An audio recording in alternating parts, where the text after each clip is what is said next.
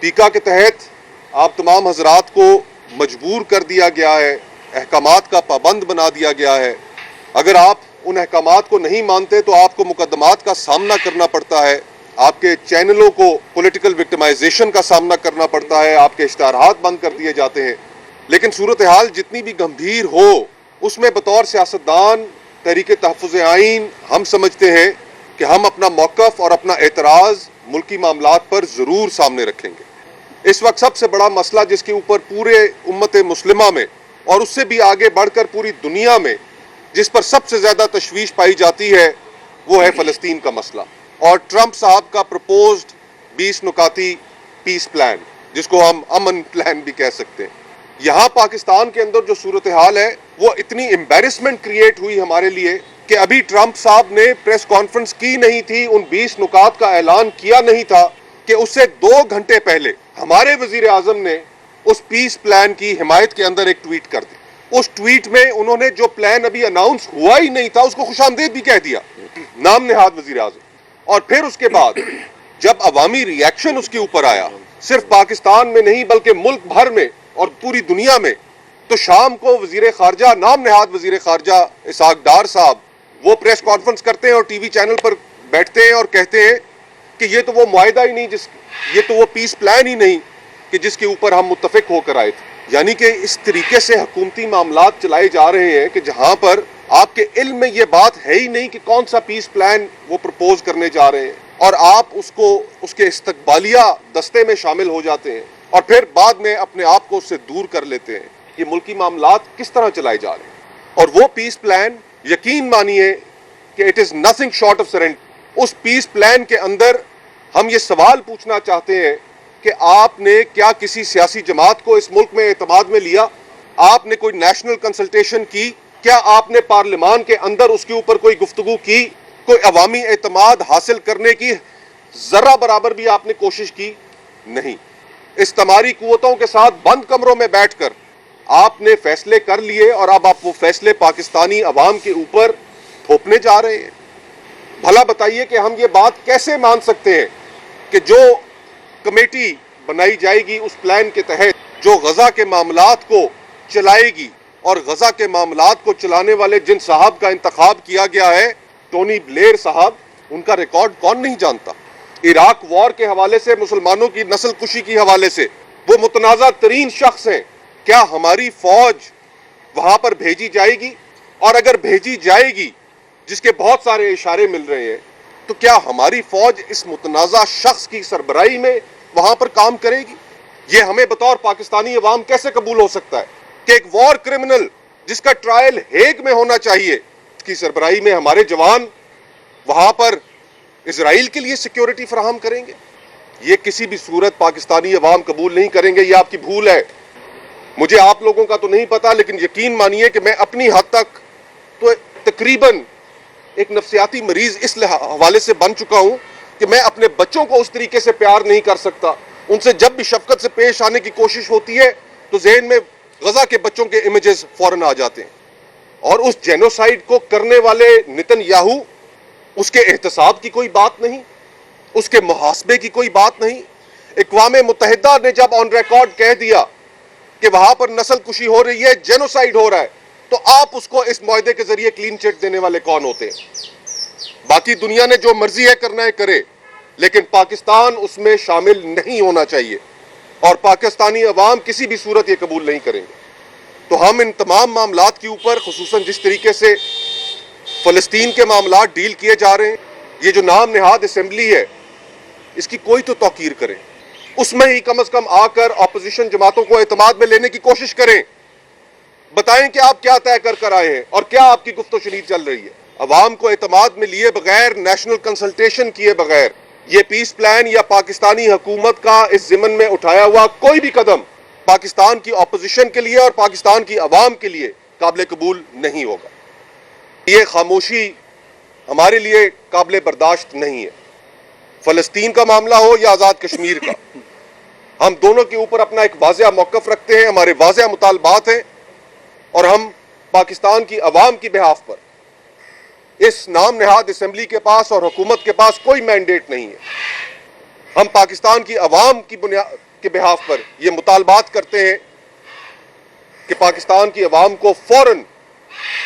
In international معاملات پر اعتماد میں لیا جائے بغیر کسی مشاورت کی، کہ نہ پارلیمنٹ میں کوئی ڈسکشن ہوئی، نہ کوئی پولیٹیکل پارٹیوں کے ساتھ ہوئی، نہ کوئی کنسلٹیشن ہوئی، اور بغیر کسی مشاورت کی جو ہے نا یہ اتنا بڑا اقدام اٹھایا گیا اور اس کو باقاعدہ اپریشیٹ بھی کیا گیا، اور ابھی اس کا فیصلہ آیا بھی نہیں ہے کہ ہمارے پرائم منسٹر جو کہ ایک جعلی وزیر اعظم ہے اس نے فوری طور پر ٹویٹ بھی کی، اور بجائے اس کے کہ وہ انتظار کر لیتے کہ فلسطینیوں کا اس کے اوپر کیا موقف ہے، یعنی جو مین مدعی ہیں ان کو آپ اعتماد میں نہیں لیتے، اس کی مشاورت نہیں لیتی، اور اوپر سے جو ہے نا آپ سب کر رہے ہیں، تو یہ فیصلہ آپ کس کے لیے کر رہے ہیں؟ ہمارے صوبے میں گندم کی ایک مطلب تشویشناک صورتحال بھی بن رہی ہے، اور خاص کر جو ہے نا آٹا مہنگا ہو رہا ہے، تو یہ تو ایک پاکستان ہے، مطلب اگر اس قسم کی رویہ ہو تو یہ تو پاکستان کی یہ فیڈریشن کے خلاف ہے، کیونکہ اس طرح سے رویے سے تو صوبائیت اور تعصب آگے بڑھتا ہے۔ تو میں وفاقی حکومت سے مطالبہ کرتا ہوں کہ فوری طور پر اس کا نوٹس لے، اور جو ہمارے وفاقی حکومت کے پاس جتنا اسٹاک ہے اس کو چاہیے کہ وہ صوبائی حکومت کے ساتھ رابطہ کرے، اور خاص کر میں چیف منسٹر پنجاب سے مطالبہ کرتا ہوں کہ آپ جو ہے نا ایک ملکی پارٹی ہے کہ آپ صرف ایک صوبے کے نمائندے ہیں، اگر آپ ایک ملکی پارٹی ہے تو اس قسم کا رویہ قابل افسوس ہے، قابل مذمت ہے، ہم اس کی مذمت کرتے ہیں۔ یہ سارے چاروں صوبے جو ہے نا یہ ایک اکائی ہے، اور ہم ساروں کی جو ہے نا ہمارے اور نیچرل ریسورسز ہیں، اگر اس طرح رویہ ہو گیا تو پھر بہت سوالات اٹھیں گے، تو ہم اس کی مذمت کرتے ہیں اور مطالبہ کرتے ہیں کہ جو آٹا کے اوپر جو ہے نا انہوں نے پابندی لگائی ہے اس کو ختم کیا جائے۔ ہم نے ہمیشہ امن کی بات کی ہے، ہمارا لیڈر عمران خان نے جتنی بھی سیاست کی ہے اس کی سیاست میں نمایاں جو سب سے بڑا حصہ ہے وہ خیبر پختونخوا اور پاٹا کی عوام کی آواز ہے۔ یعنی آپ نے دیکھا کہ جب مشرف نے آپریشن شروع کی تو سب سے پہلا جو آپریشن کے خلاف بولا وہ عمران خان ہے، اور اس وقت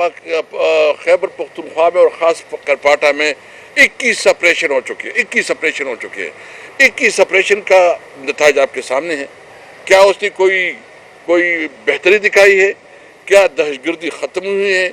اگر دہشت گردی ختم نہیں ہوئی اور مزید بڑھی ہے،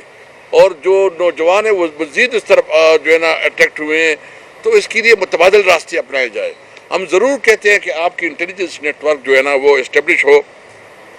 اور انٹیلیجنس بیس آپ کی جو آپریشن ہو، لیکن یہ تو نہیں ہے کہ آپ گاؤں کی گاؤں جو ہے نا خالی کرے۔ میں ایز اے سیکرٹری جنرل تحریک تحفظ آئین پاکستان اور ایک پی ٹی آئی کے کارکن کی حیثیت سے، ایم این اے کی حیثیت سے یہ بالکل واضح اعلان کرتا ہوں کہ کسی آپریشن کو اگر ہمیں اندازہ ہو گیا کئی آپریشن ہو تو ہم خود جائیں گے، اس کے خلاف عوام کے ساتھ کھڑے ہوں گے۔ اور میں اپنی صوبائی حکومت سے مطالبہ کرتا ہوں کہ عمران خان کا مینڈیٹ ہے، یہ عمران خان کا جو مین جو اس کا منشور کا حصہ ہے، جو اس کی نظریہ ہے، اور جو اس کی سب سے زیادہ جس کی لیے پریشانی ہے، وہ ہمیشہ جب بھی جو بھی ملتے ہیں سلمان اقرار صاحب ملتے ہیں اس کو صرف پریشانی ہوتی ہے کہ آپریشن ہو رہے ہیں۔ بھائی آپ سب سے پہلے ان لوگوں کی مسائل حل کریں، ان کے ساتھ بیٹھیں، آپ کے ساتھ جو ان کی وسائل میں ہمیشہ بات کرتا ہوں، ان کی مسائل جو آپ کے پاس نیٹ ہائیڈل پرافٹ کے صوبائی حکومت کے فنڈز ہے، جو فاٹا کے ساتھ آپ نے کمٹمنٹ کیا ہے، جو افغانستان کے ساتھ ٹریڈ ہے وہ کھولے۔ تو اس لیے ہم نے فیصلہ کیا ہے کہ کسی بھی صورت میں کسی آپریشن کو نہیں ہونے دیں گے۔ اگر کوئی آپریشن ہوگا تو ہم خود جو ہے نا عوام کے ساتھ کھڑے ہوں گے اور اس کے خلاف بھرپور جو ہے نا انشاءاللہ کردار ادا کریں گے۔ جو منرل کے حوالے سے بات ہوئی ہے، یہ بات بھول جائے کہ کوئی ہماری نیچرل ریسورسز کو ادھر امریکہ میں فیصلہ کرے گے، اسلام آباد میں فیصلے ہوں گے،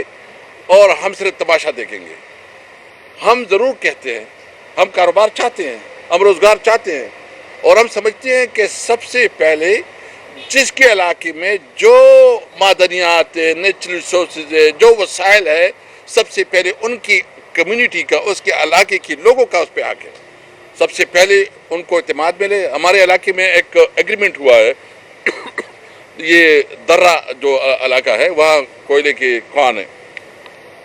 اس میں انہوں نے اس طرح کیا ہے کہ اس میں سب سے زیادہ جو ہے نا انہوں نے لوکل کمیونٹی کو شیئر دیا ہے. تو اس میں مختلف لوگوں کے شیئر دیا. اس ماڈل پہ ہم سمجھتے ہیں کہ جب تک آپ لوکل کمیونٹیوں کو اعتماد میں نہیں لیتے، اس کے انٹرسٹ کو سیکیور نہیں کرتی، تو کوئی فیصلہ قابل قبول نہیں ہوگا. میں اپنی صوبے کی MNA کی حیثیت سے، تحریک انصاف کے کارکن کی حیثیت سے، ہم یہ اپنے لوگوں کو یقین دہانی کرتے ہیں، جو بھی ہو،